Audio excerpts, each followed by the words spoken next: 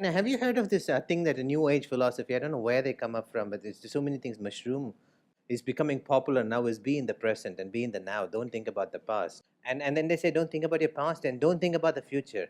I'm like, are you asking me to get rid of 90% of the talents I have? And it's so beautiful to go back and think about your past, especially when you have such experiences and a rich lifetime of experiences.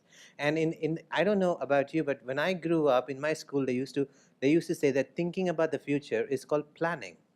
And and planning is a good thing. It allows us to anticipate.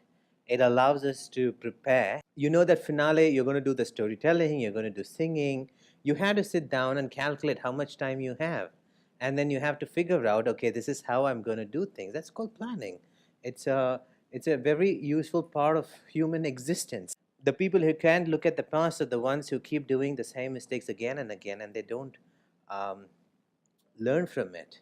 Now, I do agree that you don't worry about the future, yeah, but then overgeneralizing it to don't think about the future, be in the moment is very funny. The thing is, I think your past has a meaning, and I think the meaning you give to it decides how you create the future.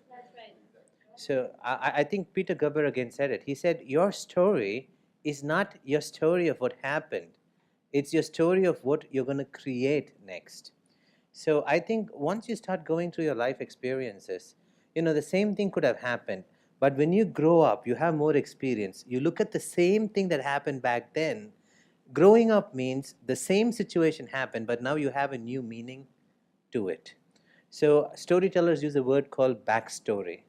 Backstory means what's your story and what is the meaning you have given to your story.